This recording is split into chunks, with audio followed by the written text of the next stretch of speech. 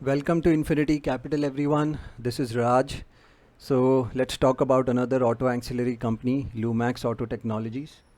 So Lumax was incorporated in 1981. It's a part of the DK Jain group of companies, right? So it's engaged in the business of manufacturing automotive lamps, plastic molded parts, frame, chassis, to two, three wheelers, four wheeler segments.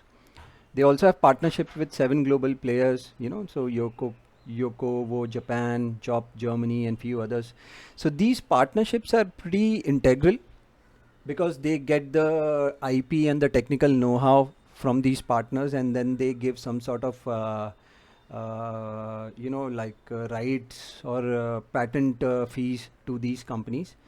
How they benefit from this is that they have exclusivity in terms of products. They have better quality product, and nobody else is making those kind of products in India. So that's how they sort of gain market share. Their products are better, and hence they have a good pricing power in the market. So these are the benefits of partnering with global players. Most auto ancillary companies will have partnership with global players. Even big companies, big auto companies, like if you see, earlier it was Hero Honda, then they went on their own.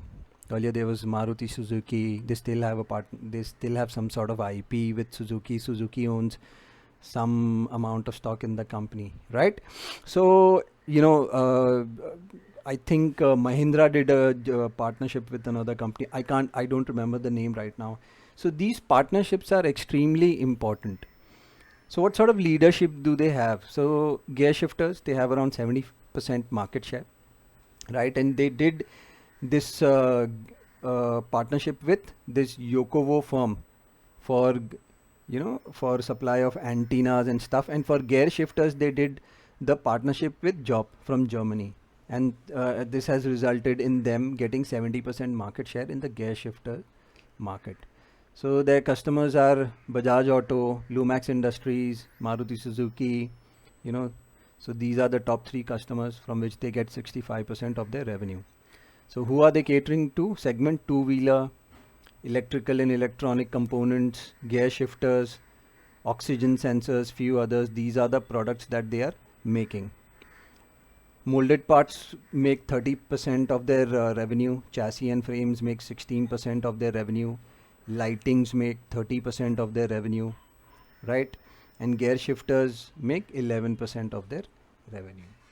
Now, 48% of this revenue actually comes from two wheelers and three wheelers, which this segment is most likely to revive earlier than four wheelers, right? Because it's a low ticket item, and if we have a good monsoon and good crop going forward in the next 2 quarters, we will highly likely see a demand revival in two and three wheelers in a big way.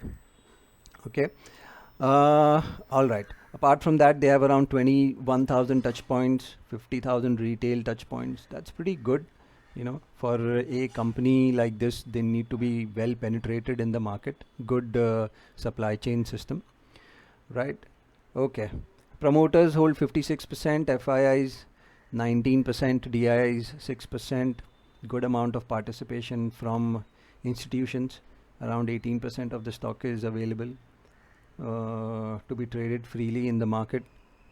The company has been generating cash flows from operations, right? So 98 crores of cash flow from operations, pretty good. 52 crores of loan borrowings on 1100 crores. So it's pretty much nothing, right? It's like 5% of the total market cap. It's pretty all right. They have around 131 crores of investments, 98 crores of cash on the books, so 10% as compared to the 10% of the market cap is in form of cash on the books. So pretty strong balance sheet, no dilution of equity from the promoters. Very, very, very good. What do we have here? In terms of sales, the sales have not gone anywhere, but the good thing is, even though there was a pandemic, there was a dip in margins, and then the margins are back to 9%. If you see, their margins have been stable. So this goes to show that they have some sort of pricing power in the in the products that they are making. So if you would like to buy this stock for long term, you could do a deep dive and understand what sort of pricing power do they have. It most likely comes from the products that they make with respect to the JV that they do with international companies. So ideally, the JV gives them an advantage because probably there are no other players in the market, or even if there are players, they are not making products which are top quality. That is the reason they get pricing power in the market, right? So they did 47 crores of profits March 2021. So tad bit lower as compared to 2020, but pretty okay if we compare that we've had a very bad pandemic here, and then first 3-4 months we've had severe lockdowns. It's pretty good in my opinion. March numbers were good, sales were higher, profits were up, and last June quarter, they posted losses. So if we get a positive quarter, we can expect a sudden movement in price, very quick movement in price. On a PE front, the median PE is around 18. Stock is trading around 22, 23. Pretty decently valued right now, in my opinion. Let's do a check, technical analysis check. So what happened? Like most auto ancillary companies, this corrected by 80%. Then it staged a beautiful recovery. It's up around 200% from its all-time low. Not all-time low, sorry, from the COVID low. So what's happening now? Stock is basically consolidating in this range, in this 22% range.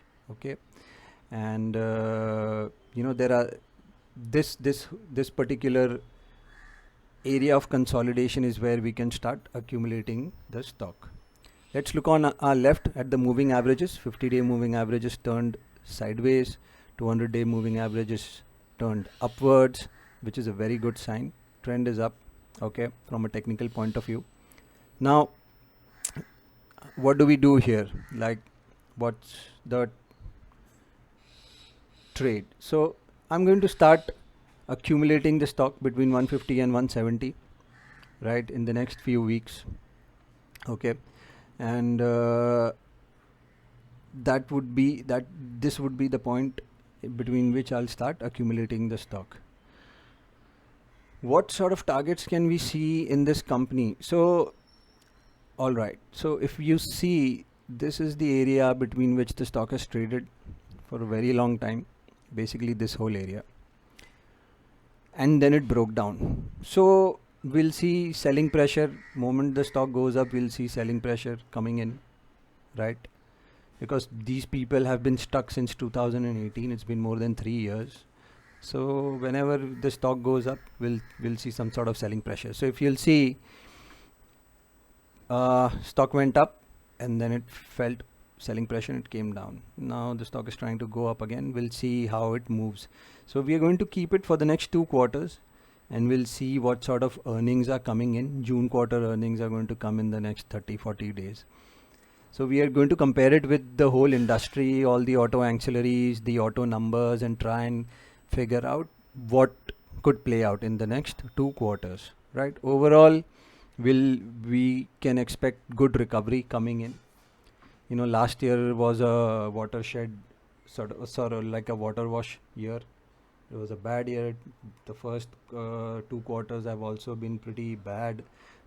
So we can expect very sharp recovery in businesses going forward. Auto loans, two-wheeler loans, prices have been slashed. That will also act as sort of a support for this industry, right? So accumulating between 160 and 150. Immediately, I mean, I would not like to sell it over near all-time high. I'd like to wait because the way the whole auto ancillary segment is moving, we can see very huge upside coming in this sector. The fact that the stock has not done anything since 2017, if we see 2-3 quarters of good numbers, we'll see good re-rating in the industry, and these stocks can very quickly go very high. So we'll have to wait and watch. Currently, the accumulation point is between 160 and 150. That's where I'll start accumulating. Thanks a lot for watching, guys. Quick disclaimer, this is not a buy sell recommendation. This video is for educational purposes only.